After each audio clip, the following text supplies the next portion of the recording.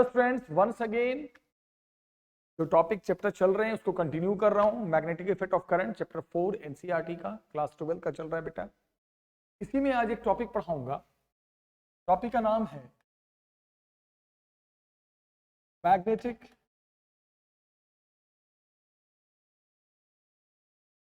Field.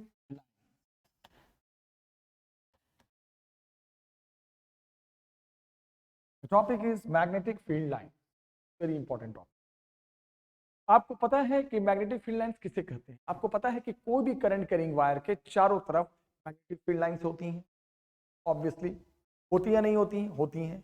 Magnetic field lines होती हैं, और मैग्नेटिक फील्ड लाइंस जहां तक फैली होती हैं वहीं तक उसकी मैग्नेटिक फील्ड होती है। जहां तक, जिस रीजन तक मैग्नेटिक फील्ड लाइंस फैली होंगी वहां तक मैग्नेटिक इफेक्ट पाया जाता है। तो मैग्नेटिक फील्ड लाइंस के बारे में बताऊं। सबसे पहले जैसे मान लो मैग्नेटिक फील्ड लाइंस मुझे बताना है due to a straight current carrying wire.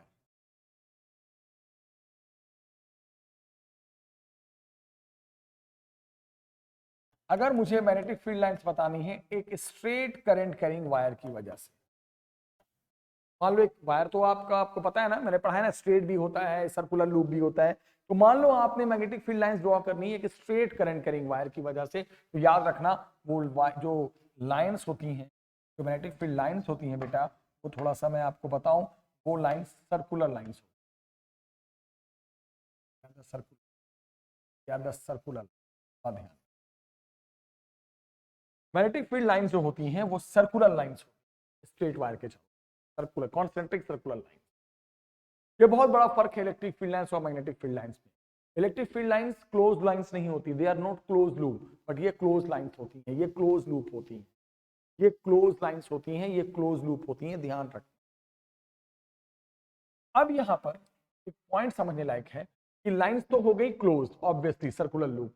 अब अगर मैं इस क्लोज सर्कुलर लाइंस के कहीं पर भी टेंजेंट खींच दूं, टेंजेंट, क्योंकि लाइन तो सर्कुलर लूप है तो टेंजेंट हम ड्रॉ कर सकते हैं, तो जो डायरेक्शन टेंजेंट की होगी वो वहां पर मैग्नेटिक फील्ड की इंटेंसिटी की होगी, जो फील्ड की स्ट्रेंथ होती है उसकी होगी। अब मैंने क्या पढ़ाया था, करंट ऊपर जा रहा है, राइट हैंड थंब रूल से देखते हैं लॉन्ग वायर की मैग्नेटिक फील्ड की इंटेंसिटी इनवर्ड होगी या आउटवर्ड होगी, वो right hand thumb rule. Current ऊपर है, निब पॉइंट हमेशा मैं करंट की तरफ रखता हूं, राइट हैंड से पकड़ना है, ऐसे पकड़ना है, सारे फिंगर इधर आ गए, इधर की तरफ आ गए, उधर फील्ड आउटवर्ड, उधर फील्ड इनवर्ड, इधर फिंगर्स आते हैं, उधर आउटवर्ड, तो आउटवर्ड फील्ड होगी तो आप टेंजेंट बाहर की तरफ ऐसे खींच दो, यह है आपका। जहां इनवर्ड फील्ड होगी वहां टेंजेंट आप अंदर खींच दो, तो टेंजेंट देता है मैग्नेटिक फील्ड की इंटेंसिटी की डायरेक्शन। तो मैंने क्या कहा, फिर से सुन लो, एक स्ट्रेट करंट कैरिंग वायर के चारों तरफ magnetic field lines close circular loop होती हैं, और उस क्लोज लूप पे किसी भी पॉइंट पे अगर आप टेंजेंट ड्रॉ कर दोगे, टेंजेंट खींच दोगे, तो जिधर टेंजेंट जाएगा उधर इंटेंसिटी की डायरेक्शन होती है। अगर फील्ड आउटवर्ड है तो टेंजेंट इधर खींचना है बाहर की तरफ, अगर उधर फील्ड इनवर्ड है तो टेंजेंट अंदर की तरफ डालना। ये हो गया magnetic field intensity due to a straight. लेकिन अगर मैं बोलूं नेक्स्ट पॉइंट के बारे में बात करूं, फर्स्ट हो गया, सेकंड है, सेकंड जो पढ़ा रहा हूं मैं, वो पढ़ाने जा रहा हूं मैं magnetic field line due to a circular loop, एक सर्कुलर लूप की वजह से। अगर लूप सर्कुलर हो जाए आपका, अगर लूप सर्कुलर हो जाए, लूप सर्कुलर हो जाए, once again I am repeating, loop circular हो जाए तो मैग्नेटिक फील्ड लाइंस कैसे होंगे, तो जरा सुनो। अगर लूप आपकी सर्कुलर हो जाती है बेटा, अगर लूप सर्कुलर लाइन ऐसे हो जाए, ऐसे सर्कुलर लूप लाइन हो जाए, सर्कुलर वायर हो जाए, तो याद रखना मैग्नेटिक फील्ड लाइंस वहां पर कैसे होती हैं वो जरा सुनो। करंट एंटी क्लॉकवाइज है तो आपको पता है फील्ड आउटवर्ड होगी, क्लॉकवाइज होगा तो इनवर्ड होगी। लेकिन एक बात मैं आपको बताऊं, सेंटर पे जो फील्ड लाइंस होती हैं वो ऑलमोस्ट स्ट्रेट हो जाती है, सेंटर पे फील्ड लाइंस स्ट्रेट हो जाती हैं, और उसके बाद लाइंस और कर्व धीरे धीरे बढ़ते जाते हैं, कर्व ना ज्यादा कर्व होने लगता है जैसे जैसे आप सेंटर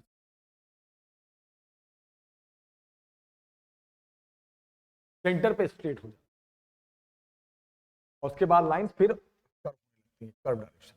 अब करंट एंटी क्लॉकवाइज है, तो आपको मैंने क्या पढ़ाया था, वहां तो राइट हैंड थंब रूल चलता था, यहां मैंने क्या पढ़ाया था बेटा, अगर करंट एंटी क्लॉकवाइज है तो फील्ड बाहर की तरफ होंगी, बाहर, और बाहर का ऐसे बाहर आ रही है तो लाइंस एरो नीचे दिखा बाहर इधर।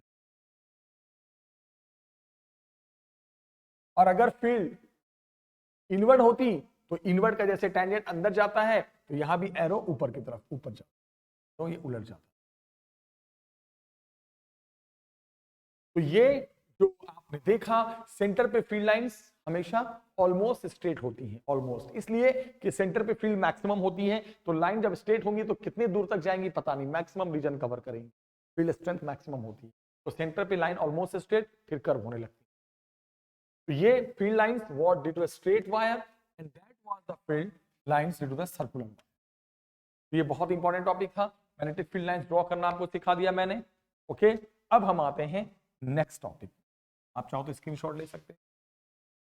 नेक्स्ट टॉपिक में, next topic is very important, topic का नाम है amperes circuital law. Ampere circuital law, अब ये एम्पियर सर्किटल लॉ है क्या? ये लॉ ये बताता है कि द लाइन इंटीग्रल, देखो लैंग्वेज कैसे लिखा जाता है, line, line, line integral of magnetic field, क्या लिख रहा हूं मैं, line integral of magnetic field का मतलब ये होता है कि मैग्नेटिक फील्ड का इंटीग्रेशन लाइन यानी लेंथ के रेस्पेक्ट, मैग्नेटिक फील्ड का इंटीग्रेशन लेंथ के रेस्पेक्ट, और ये vector dot d, B dot dl कहते हैं इसको, तो लाइन इंटीग्रल ऑफ मैग्नेटिक, अगर होता सरफेस इंटीग्रल तो यहां पे डीएस आ जाता, ए का इंटीग्रल बी के रेस्पेक्ट, तो यहाँ पे लिखने का बी लाइन इंटीग्रल लेंथ के रेस्पेक्ट में मैग्नेटिक फील्ड का integration in vector form dot product, ऐसे लिखने का मेथड होता है डॉट प्रोडक्ट के फॉर्म। क्या बताया इन्होंने, line integral of magnetic field in a close loop, close loop, इसके चारों तरफ क्लोज लूप, अराउंड a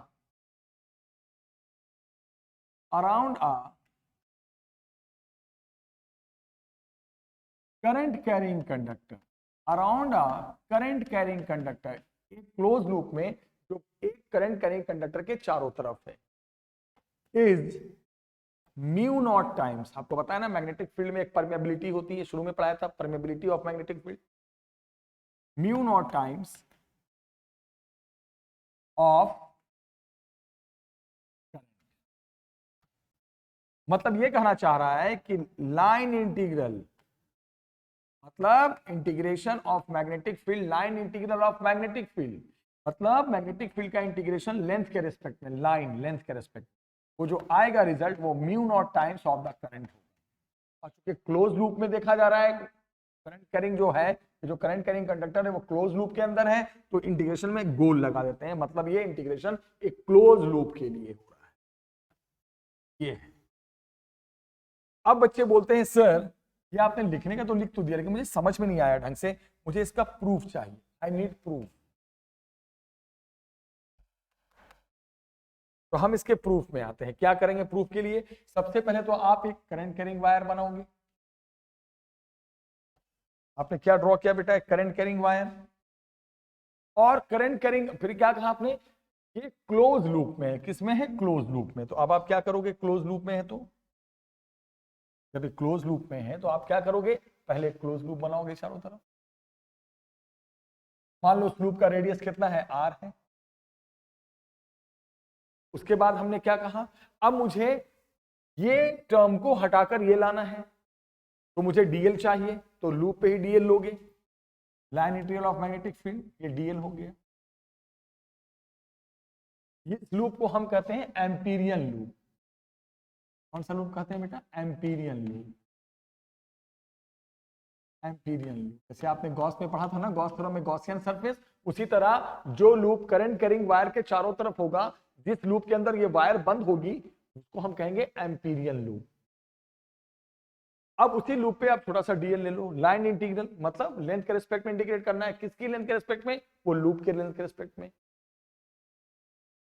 अब मुझे एक बात का जवाब चाहिए, सोच के जवाब दो। अभी मैंने 2 मिनट पहले पढ़ाया है कि एक स्ट्रेट करंट कैरिंग वायर के चारों तरफ मैग्नेटिक फील्ड लाइंस जो होती हैं वो सर्कुलर होती हैं।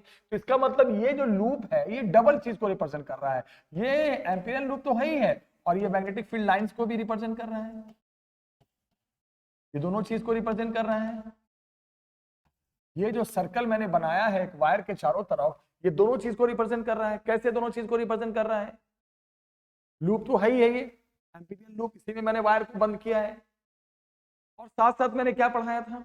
कोई भी करंट कैरिंग वायर के चारों तरफ मैग्नेटिक फील्ड लाइंस भी सर्कुलर ही होती हैं, यानी कि ये जो सर्कल है वो फील्ड लाइंस को भी रिप्रेजेंट कर रहा है। इस लूप, इस सर्कल का डबल मीनिंग है, लूप तो है ही है, फील्ड लाइंस भी। और अब देखते हैं फील्ड लाइन होगा तो मैंने क्या कहा था, टेंजेंट देता है इंटेंसिटी की डायरेक्शन। फील्ड लाइन तो सर्कुलर होती हैं, और टेंजेंट इंटेंसिटी की डायरेक्शन। अब देखो इसकी फील्ड इधर आउटवर्ड है, इधर इनवर्ड है, तो इनवर्ड है तो इनवर्ड का टेंजेंट इधर जाएगा।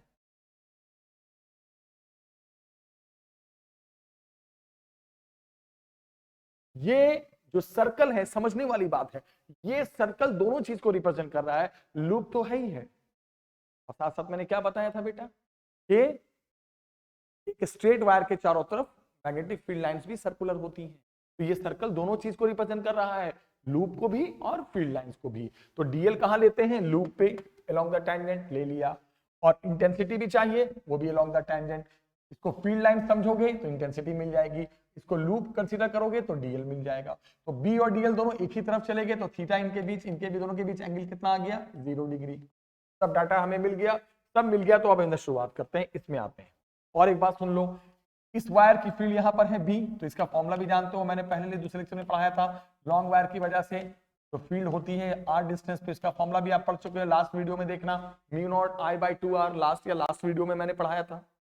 लॉन्ग वायर की वजह से सब कुछ पता है। अब सब कुछ पता है तो इधर आते हैं, अब हम इसमें आते हैं। ओपन करते हैं बी डॉट डीएल को। बी डॉट डीएल का मतलब क्या होता है? Line integral of magnetic field, dot में लिखा जाता है। और डॉट जब खुलता है तो क्या आता है? ए डॉट बी का ए बी कॉस थीटा, इनके बीच एंगल कितना है? 0 डिग्री, बी डीएल कॉस 0, क्योंकि डॉट प्रोडक्ट है ना। फॉर्मूला क्या होता है वेक्टर में? A B cos theta. Cos 0 1 हो गया, क्या आ गया? बी डीएल आ गया। देखो मैं कैसे कैसे बढ़ रहा हूं। अब बताओ बी की वैल्यू क्या हो जाएगी बेटा? म्यू नॉट आई अपॉन कितना? 2r इंटू कितना? DL integration. आगे बढ़ते जाओ, इंटीग्रेशन में फिक्स चीजें बाहर आ जाएंगी। करंट फिक्स, आर फिक्स है तो फिक्स है सब कुछ। तो म्यू नॉट बाहर, आई बाहर, 2r बाहर, इसका इंटीग्रेशन हो गया डीएल का। और आप जानते हो ये डीएल है, ये डीएल क्या है? स्मॉल लेंथ है, अगर ये इंटीग्रेट होगा तो पूरी लेंथ में बदल जाएगा। तो म्यू नॉट आई अपॉन कितना? 2r, और डीएल बड़ा होकर कितना हो गया? 2 पाई r। That's very simple. अच्छा यहां पर 2r लिख दिया है मैंने, थोड़ा मिस्टेक है यहाँ पे, 2r नहीं, लॉन्ग वायर की वजह से थोड़ा सा ध्यान देना है, थोड़ा सा मिस्टेक, पाई छूट गया मुझसे। लॉन्ग वायर की वजह से r डिस्टेंस पे होता है 2 पाई r। 2r तो सर्कुलर लूप का होता है, जाके 2 पाई r। तो अब कितना हो गया? ये कितना है? 2 पाई r, और 2 पाई r ऊपर भी आया, 2 पाई r कैंसिल, क्या आ गया? म्यू नॉट आया, आ गया ना। शुरुआत की थी मैंने line integral of magnetic field से, और आ गया mu naught times of current, जो मैंने बोला था वो साबित। स्ट्रेट वायर की वजह से आर डिस्टेंस पे मैग्नेटिक फील्ड का फॉर्मूला जाके देखना, सेकंड वीडियो में मैंने डिराइव बताया था, mu naught I by 2 pi r। 2r तो होता है जब सर्कुलर लूप के वायर सर्कुलर हो तब होता है 2r, वायर स्ट्रेट हो तो 2 पाई r। ओके, तो मैंने b डॉट डीएल, डॉट को खोलते हैं, A B cos theta, theta 0 बना इनके बीच, बी डीएल, बी की वैल्यू रख दो, डीएल है, डीएल इंटीग्रेट होगा, पूरी लेंथ आ जाएगी लूप की, एंड यू विल गेट। तो आप कह सकते हो कि सर एम्पियर ने बताया कि जब हम मैग्नेटिक फील्ड को लेंथ के रिस्पेक्ट में इंटीग्रेट करते हैं, line integral of magnetic field एक क्लोज लूप के अंदर, तो ये जो रिजल्ट आता है वो म्यू नॉट टाइम्स ऑफ आई आता है। तो आप इसी को आप कहते हो एम्पियर सर्किट। ये था तो मैंने प्रूव कर, ये है एम्पियर सर्किट लॉ। पेपर में आएगा, फट से प्रूव कर देना। क्या ध्यान रखना है कि वायर के चारों तरफ जो सर्कल बनाओगे इसके डबल मीनिंग है। लूप तो है ही जिसमें बंद किया, एम्पीरियल लूप एम्पियर के नाम पे, और मैग्नेटिक फील्ड लाइंस भी सर्कुलर ही होती हैं, इसलिए इसके डबल मीनिंग। लूप मानोगे तो डीएल मिलेगा along the tangent, field lines मानोगे तो अलोंग द टेंजेंट इंटेंसिटी मिलेगी। इधर इंटेंसिटी आउटवर्ड है, इधर इनवर्ड है, तो इनवर्ड का टेंजेंट अंदर जाएगा। आउटवर्ड होता तो टेंजेंट नीचे आता, एंगल तो जीरो ही होता, क्योंकि दोनों तो अलोंग द टेंजेंट में। तो बी की वैल्यू रखो, इसको ओपन करते जाओ, you will get the result. ये है आपका एम्पियर सर्किट लॉ। अब जब एम्पियर सर्किट लॉ पढ़ लिया है आपने, तो अब एक बात समझने वाली बात है, अब आते हैं इसके एप्लीकेशन, इसके एम्पियर सर्किट लॉ के एप्लीकेशन। तो इसका पहला एप्लीकेशन है magnetic field intensity due to a long thin wire. जो मैंने आपको पढ़ाया नहीं था सेकंड लेक्चर में कि एक लॉन्ग वायर की वजह से आर डिस्टेंस पे इंटेंसिटी का फॉर्मूला क्या पढ़ाया था, mu naught I by 2 pi R, अभी भी यूज किया था मैंने। और मैंने सेकंड लेक्चर में बताया था, सिर्फ फॉर्मूला बताया था, मैंने मना किया था प्रूफ नहीं है। तो प्रूफ बायर्ट्स लॉ से नहीं है, एम्पियर्स लॉ से आता है कि लॉन्ग वायर की वजह से जो आर डिस्टेंस पे, हम फॉर्मूला तो जानते हैं पहले से क्या होता है, लॉन्ग वायर की वजह से आर डिस्टेंस पे इंटेंसिटी का फॉर्मूला मैग्नेटिक फील्ड का 2 पाई आर होता है, तो हमें पहले से पता है। इसका प्रूफ मैंने नहीं बताया था, मैंने कहा था सिलेबस में नहीं है।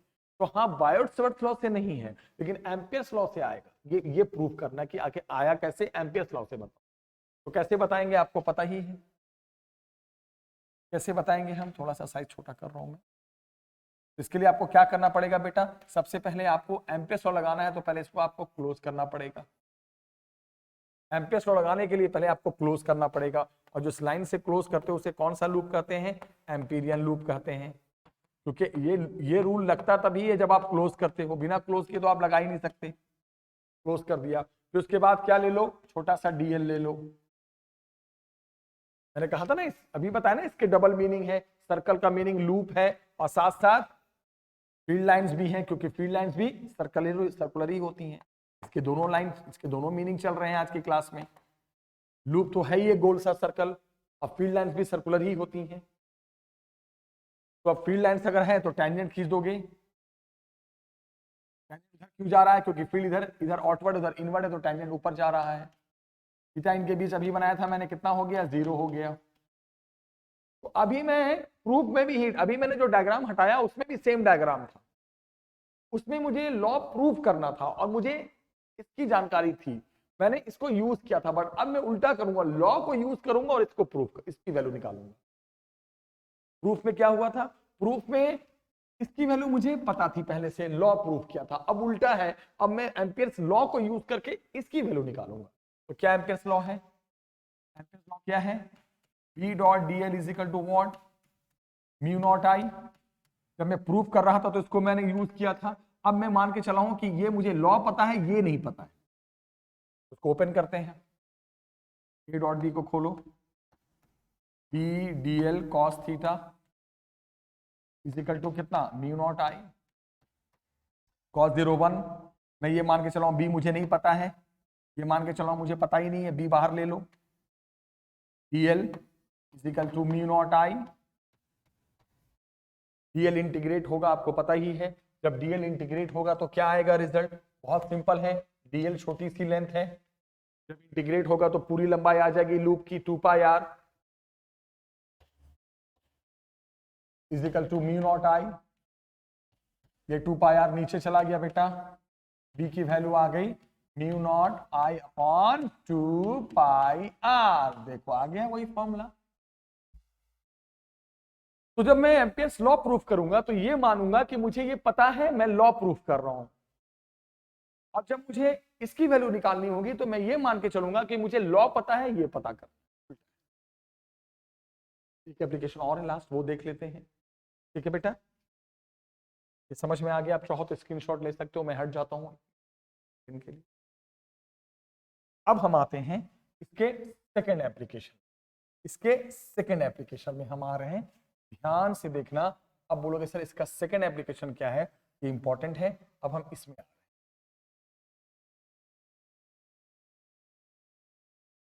सेकेंड में क्या है बेटा, सेम है बट ये थिन हट गया, ये थिन हट गया, वायर थिन से थिक हो गया बस।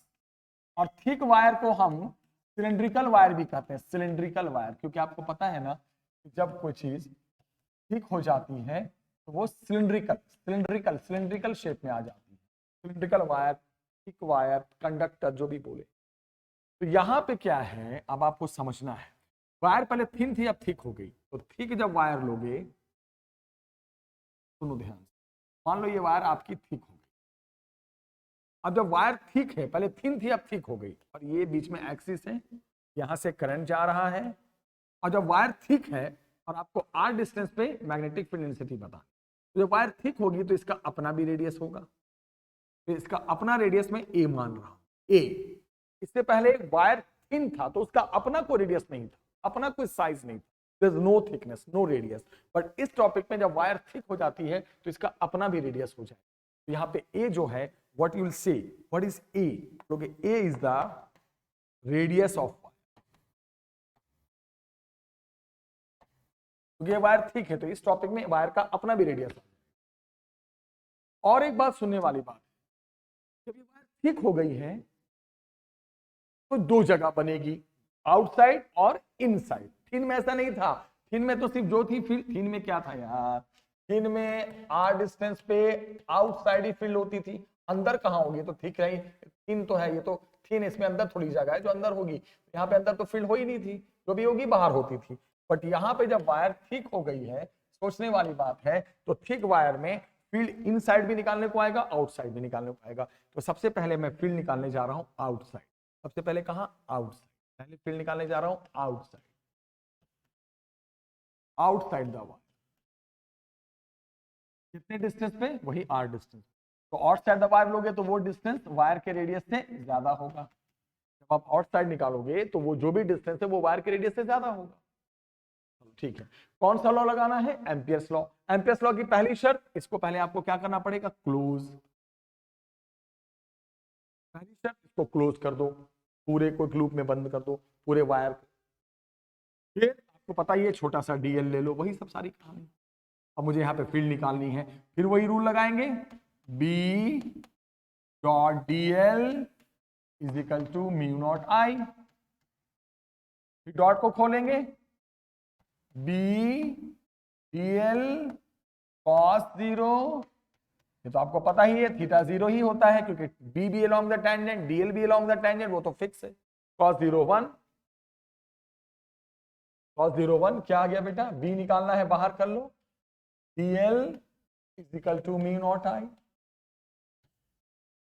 अब सोचो ये डीएल, ये है ना डीएल यहां पर, अब ये जब डीएल पूरा इंटीग्रेट होगा तो इस पूरी लंबाई में आ जाएगा, रेडियस आर है तो कितना हो जाएगा, डीएल कितना हो गया, 2 पाई आर, पूरा इंटीग्रेट होकर म्यू नॉट आई। बी की वैल्यू कितनी आ गई बेटा, mu naught I upon 2 pi R, आ गया फॉर्मूला। बोलोगे सर कोई नया फॉर्मूला तो आया नहीं, बिल्कुल नहीं आएगा, ये तो मैं पहले बता रहा था आपको। आउटसाइड चाहे वायर थिन हो चाहे वायर थिक हो, वायर के बाहर आर डिस्टेंस पे फॉर्मूला एक ही होता है जो आप देख रहे हो, कोई नया फॉर्मूला नहीं। आर डिस्टेंस पे चाहे वायर थिन हो चाहे वायर थिक हो, फॉर्मूला इज सेम।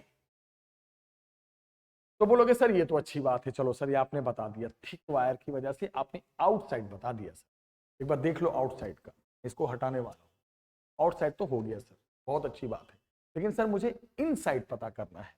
अब मुझे सर इनसाइड पता करना है, अब मुझे इनसाइड पता करना है, तो इनसाइड के लिए डायग्राम फिर बनाते हैं। सुनने वाली बात है, ये वायर है आपका थिक, ये वायर है आपका थिक, ये हो गया, ये है आपका रेडियस, और अब मुझे आर डिस्टेंस यहां पे लेना। अब मुझे इनसाइड पता करना है, पहले आउटसाइड था, अब मुझे सर इनसाइड पता करना है। कितने डिस्टेंस पे सर, वही आर डिस्टेंस पे। और ये अब आर जो होगा वो वायर के रेडियस से कम होगा क्योंकि आप अंदर की तरफ निकाल रहे हो। पहले वो डिस्टेंस आर वायर से बाहर था, रेडियस से बड़ा हुआ करता था। अब ये डिस्टेंस जिस डिस्टेंस पे निकाल रहे हैं आर ही मान रहे वो अंदर है, इनसाइड है। तो इनसाइड हो या आउटसाइड हो, सबसे पहले एमपीएस लॉ लगाने के लिए आपको तो इसको क्लोज करना ही पड़ेगा इसे छोटे से लूप से। क्लोज किए बिना तो काम चलेगा नहीं। अब यहां पर एक पंगा है ध्यान से देने वाली। पंगा क्या है जरा सुनिएगा। इधर के पोर्शन को मैं हटा देता हूं, इधर की जरूरत नहीं, आपको समझ। अब पंगा ये है कि जब आप कहां निकालते हो बेटा, जब आप कहां निकालते हो, जब आप इन साइड में आ जाते हो तो एक पंगा खड़ा हो जाता है। जब आप यहां पर हम जब एम्पियर्स लॉ लगाते हैं तो इसमें एक करंट कौन सा लेते हैं, सोचो। इसमें करंट वो होता है जो लूप के अंदर होता है। करंट कैरिंग वायर कौन सा हम लेते हैं, जो इनसाइड द लूप होता है, पूरे लूप के अंदर जो करंट आता है। अब जब आप लूप यहां से बना रहे हो, क्योंकि मुझे यहां पे निकालना है, आर डिस्टेंस यहां पर है तो लूप तो यहीं से बनाएंगे। तो अब क्या टोटल करंट जो फ्लो हो रहा है, क्या ये टोटल करंट इसके अंदर आ पा रहा है, नहीं आ पा। अब लूप छोटा है, अब ये लूप पूरे वायर को नहीं बंद कर पा रहा है, अब ये छोटे से हिस्से को बंद कर पा रहा है। और लॉ में वही करंट दिया जाता है, चाहे गॉस थ्योरम आप पढ़ते थे फर्स्ट चैप्टर में, वहां भी हम ऐसे ही था, वहां भी हम उसी चार्ज को लेते थे जो सरफेस के अंदर बंद होता था, बाहर वाले को नहीं लेते थे। तो एम्पियर्स लॉ में भी वही करंट लिया जाता है बेटा जो लूप के अंदर हो। जब हम बाहर तरफ निकालते थे तो पूरा का पूरा करंट लूप में आ जाता था, लेकिन यहां जब यहां निकाल रहे हैं तो ये छोटा सा लूप बना जो पूरे वायर को बंद नहीं कर पा रहा है। तो मुझे पहले इतना करंट पता करना पड़ेगा कि ये तो टोटल करंट इसके अंदर तो है नहीं, पहले वो करंट को मान लो आई डैश। ये आई डैश क्या है, करंट इनसाइड ये लूप। इस लूप को क्या कहते हैं बेटा, एम्पीरियन लूप। तो पहले तो मुझे बस इतना सा करंट देख, इतना जो है ना इसके अंदर कितना करंट आ रहा है पहले वो देखना है, उसको हमने आई डैश मान। अब मेरा काम है पहले इस आई डैश को निकालना। पहले हम इस आई डैश को निकालेंगे तभी हम कुछ कर पाएंगे, अदरवाइज नहीं कुछ कर पाएंगे। करता हूं तो अब मैं सबसे पहले क्या करने जा रहा हूं बेटा, पहले मुझे इस आई डैश की वैल्यू निकालनी है कि आई डैश इसके अंदर जो करंट आ पाया, जो भी आएगा थोड़ा कम ही आएगा, जितना भी आया वो निकाल। इसके लिए हम इस्तेमाल करेंगे, I will use unitary method. कभी भी पूरे बॉडी से, आपने बचपन में पढ़ा होगा, कभी भी आपको पूरे बॉडी में से कुछ हिस्से की वैल्यू निकालनी है किसी भी चीज की, तो पूरा करंट नहीं है, छोटा सा करंट है, तो क्या होगा, सबसे पहले आप टोटल करंट जो भी फ्लो कर रहा है अपॉन टोटल एरिया, करंट पर यूनिट एरिया हो गया, करंट फॉर यूनिट एरिया हो गया। अब उसके बाद जितने एरिया के अंदर ये आ रहा है उसका कर दो उतने, तो क्या कहेंगे, लूप एरिया। ये तरीका हमेशा इस्तेमाल किया करो जब आपको पूरे में से कुछ हिस्से का निकालना है, तो पहले पर यूनिट वैल्यू निकाला करो। यहाँ एरिया के थ्रू निकलेगा तो करंट पर unit area, total current upon total area, पहले करंट पर unit area, current for unit area, और एक एरिया का आगे उसका जितने एरिया का चाहिए मल्टीप्लाई कर। तो आई डैश कैसे निकलेगा, total current I, total area किसका, वायर का, वायर का रेडियस क्या है ए, आई ए स्क्वायर, ये टोटल एरिया लूप का पूरे वायर का आ गया, इनटू इतने का एरिया, के कितना आ गया बेटा, आई R square by A square. ये एक्स्ट्रा काम है जो हमें इनसाइड करना पड़ेगा। कब, जब हम फील्ड इनसाइड निकालें।